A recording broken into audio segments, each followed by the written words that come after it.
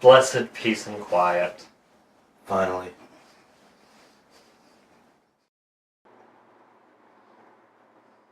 Aloha.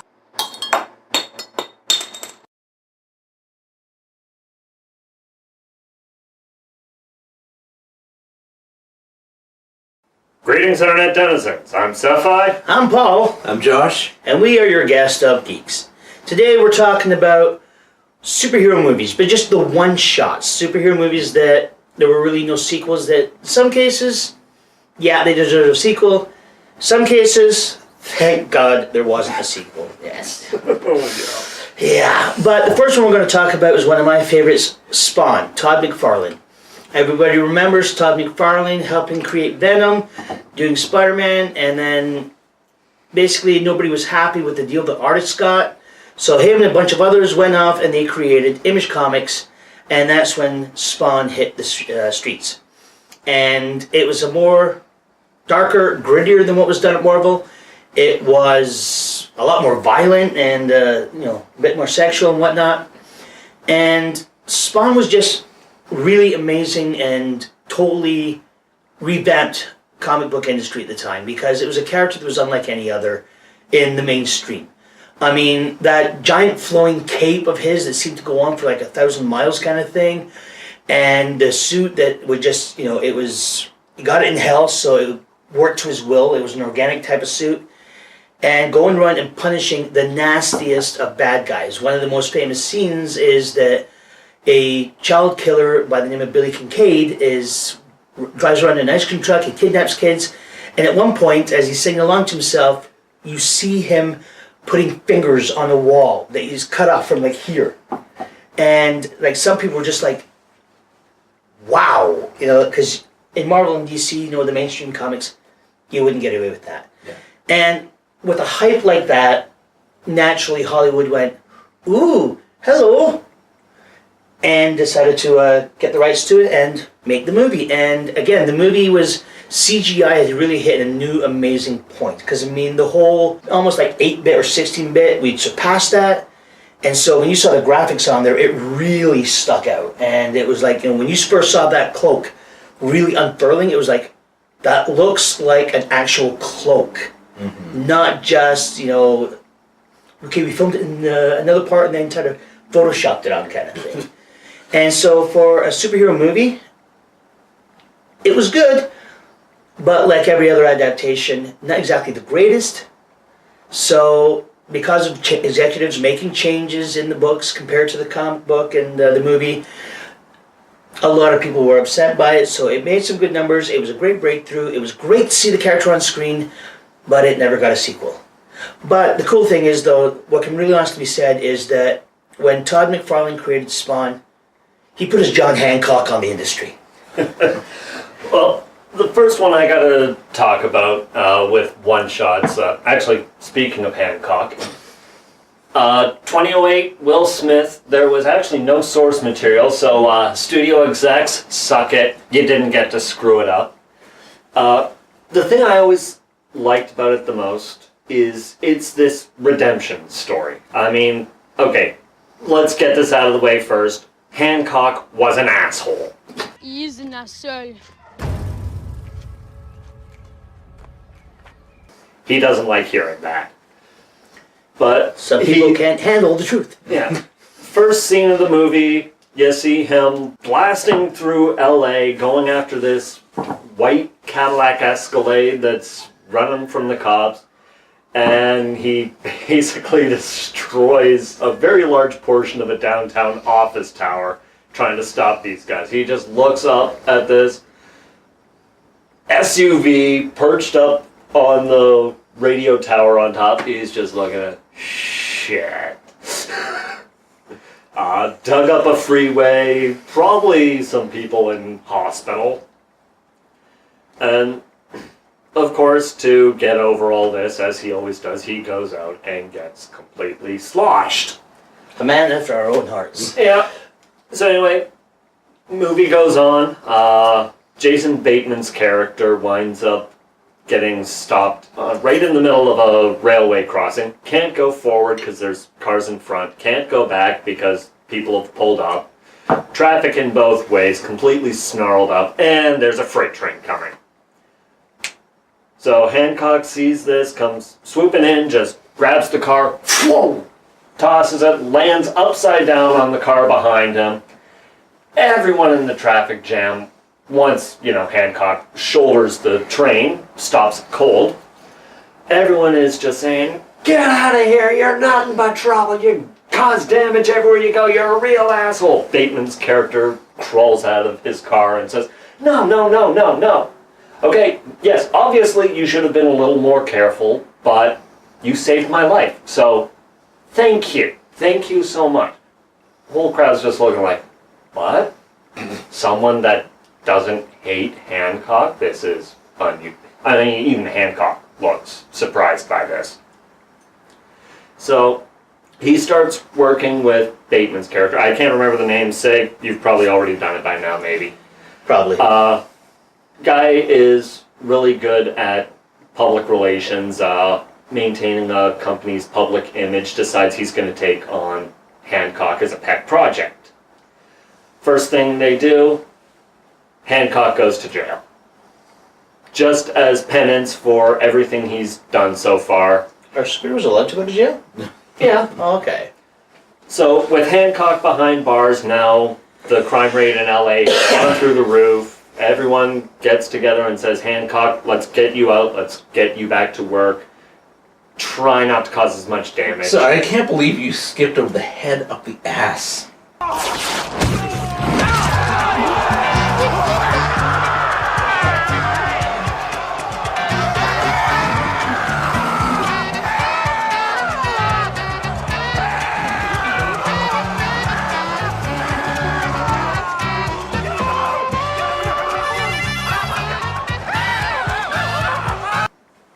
Yeah, that's the Best thing scene. that happened.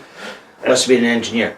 Yeah. So anyway, by the end of it, you've discovered that Hancock, who is suffering from amnesia, is basically an ancient deity. One half of a pair that, once they finally meet, they become mortal and are allowed to live out their lives. And his other half just happens to be Jason Bateman's wife. Oh. That's the love triangle you can't win. Yeah. So You can't have my wife. Yeah. Face caved in. So this transition has already started. Basically, Hancock is left partially mortal. He gets shot, put in the hospital. A couple of the guys that have gone after him in the past decide, okay, now's our chance. Let's take this bastard out. And he just basically, it's a miracle that he gets out of there. But all he does is gets as far away from Charlize Theron as possible. Probably something no one else has ever wanted to do, at least without considering the role in Monster. And moves to the other side of the continent, New York, where he presumably starts fighting crime again, but we never got the sequel. Oh, well. Yeah. And, but it is nice that he fully redeemed himself and became a decent guy because, yeah, he was a real asshole. Call me an asshole. One more time.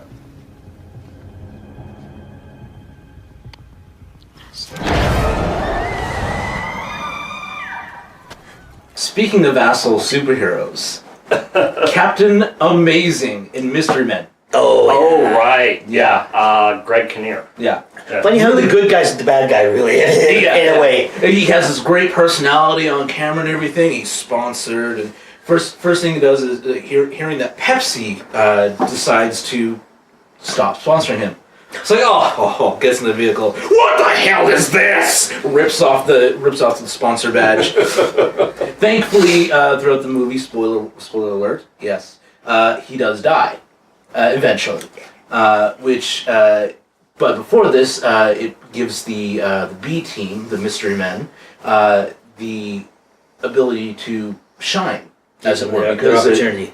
because this asshole Tony Stark, even more of an asshole douchebag, decides that he's the best, and so he takes over the limelight, and he has all the money and all the gadgets and all this stuff.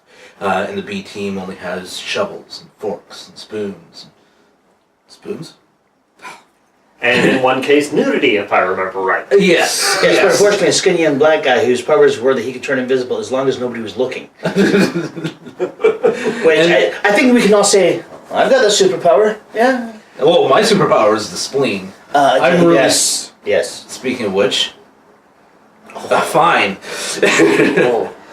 So on in- that side. So yeah, in the end, they do really shine, and it's just it was back when that kind of superhero movie wasn't all that popular, so it sort of spawned more popularity for it, and that's what I loved about it. I like the movie too. I like the sense of humor, but there is one thing that did bother me about it. Back before they were called superheroes, in the days of like the old pulp magazines and whatnot, they were referred to as mystery men. And the Spirit, the Phantom, and all those guys, that's where Mystery Man came from. But in the movie, nobody wears a mask. It could have been worse. It could have been green or animated. No, well, Lord, no that- mask means you can't have a green or animated movie. Yeah. Unlike- Or Green Lantern, that movie. Okay, I can understand where a lot of the criticism for the movie is, but yeah, Flame War, get it started. I actually kind of enjoyed it.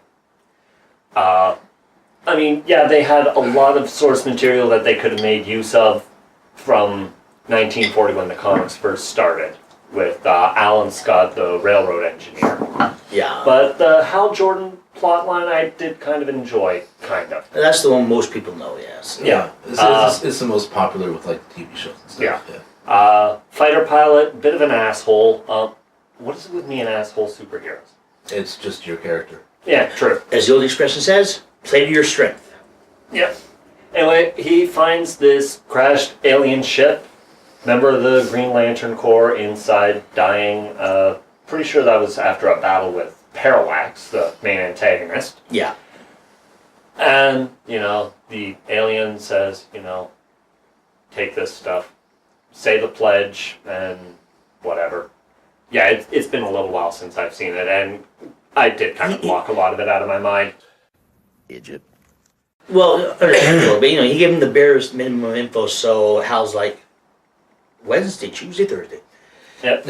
So Hal puts the lantern on the table, ring up to it, and among the pledges, I think it was the Pledge of Allegiance. Like, seriously, how is an alien race going to know anything about this or make any major use of it?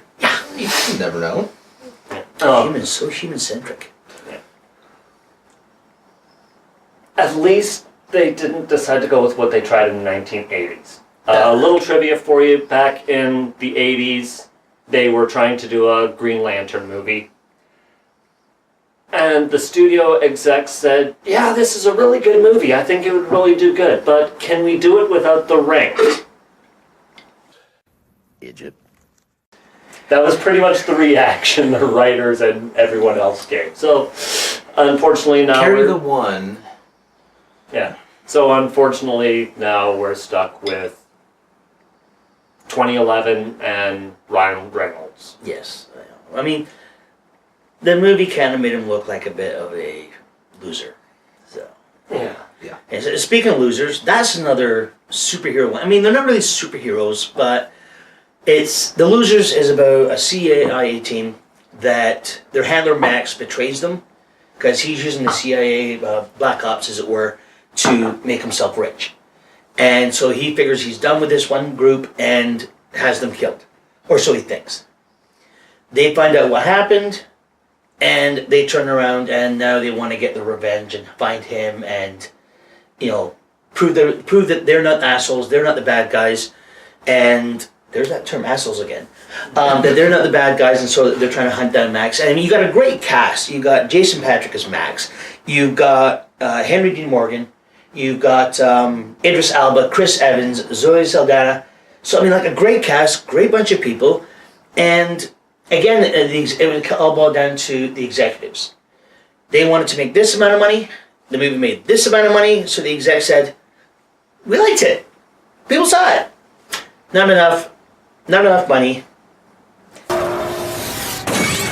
God damn, this scene just broke the f***ing sin counter. And it didn't get the sequel it deserved. I gotta say, given that premise, the cast of characters you listed off, it almost sounds like Liam Neeson might have been in that. Should have been, no, but you're thinking of the A-Team. Right, yes. And the A-Team because they're the best, and these are the losers. The guys that just doesn't happen. Yeah. Okay. And of course, that brings us though to the biggest loser of all time when it comes, like the first superhero knockoff movie that, what the hell went wrong? Oh yeah, Howard the Duck! everything. You know what? It wasn't that bad. Okay? For an 80s movie. Okay, for an 80s movie. For an 80s movie. And he redeemed himself by appearing in Guardians of the Galaxy. We'll get to that. Yeah, the original movie. Yeah. So the original movie is basically this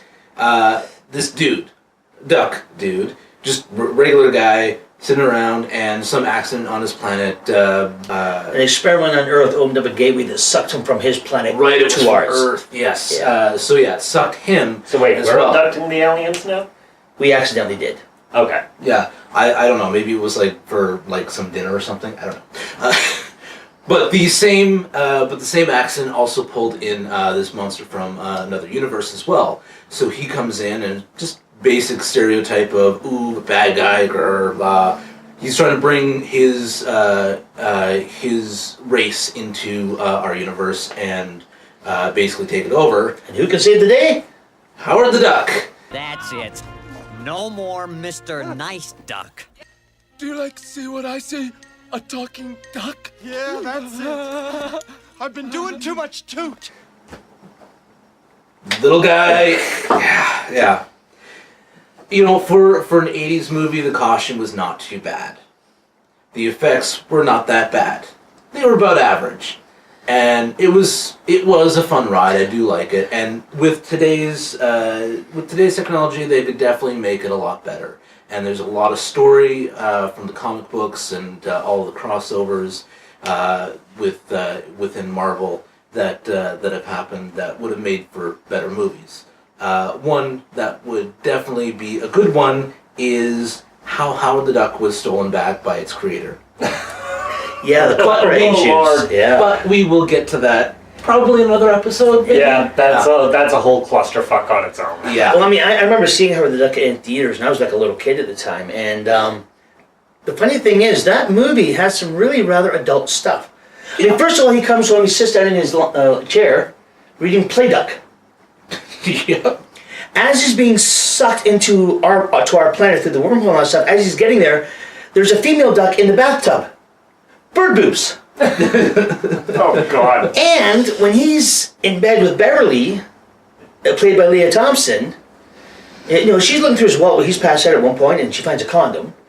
And then she's wearing just like a little nighty teddy in underwear. They're in bed together, and he's flirting with her, and she starts basically responding, and it's like, I'm a little kid who hasn't hit 10 yet, and it's like, what's this about? And he's a duck. Isn't bestiality against the law? Last time I checked, he'll have to tell you about his court order. I can't really say for sure.